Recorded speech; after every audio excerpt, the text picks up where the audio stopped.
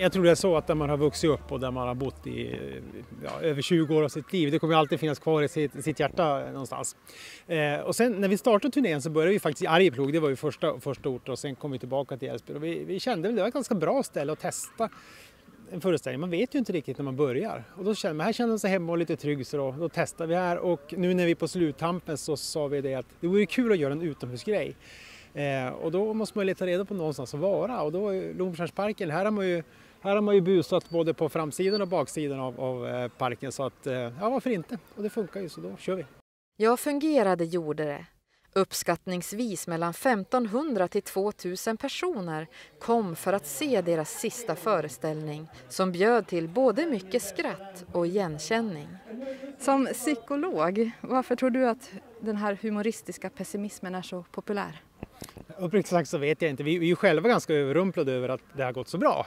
Att det kommer så många att titta på det. Men generellt så tror jag att människor är ju lite less på den här optimistvågen. Alltså vi har hört det här, tro på dig själv och tänk positivt och du kan bli vad du vill i så många år. Och alla har egentligen tänkt att men vänta du, funkar det riktigt så här?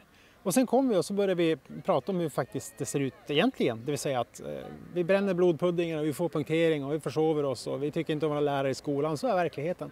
Och så försöker vi ju göra det lite roligt, så det är väl mycket det som har, tror jag, attraherat många.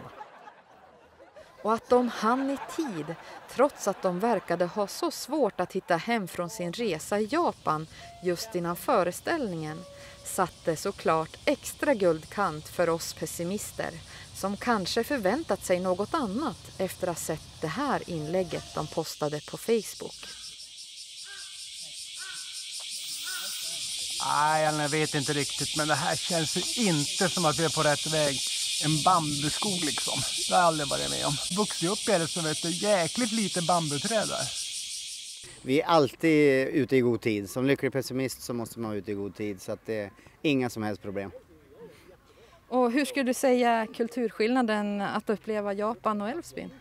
Ja, vi var ju på rätt stor skillnad. Alltså det var rätt stor skillnad oavsett vart man är i Sverige. Det var som en chock att komma dit. Men jag har en kompis som har bott där och jobbat där, så att han kunde ordna den här resan då, en gruppresa. Så att lite kulturutbyte och så få lite inspiration och sånt. Men det var fantastiskt. Men Sverige är ju överlägset ändå. Och Älvsbyn då?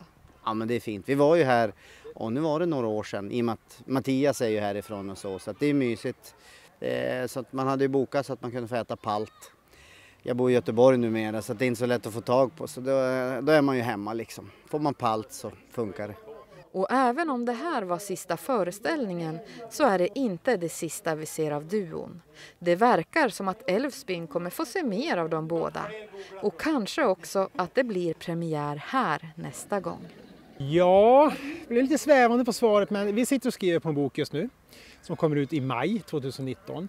Och det är väl inte omöjligt att vi kommer att göra något kul av den också lite längre fram, men det vet vi inte riktigt än. Men boken kommer i maj, så att Älvsbyborna får väl börja köpa den och så får vi se vad det blir. Men blir det så att vi gör någonting på en scen, då kommer vi såklart tillbaka till Älvsbyn.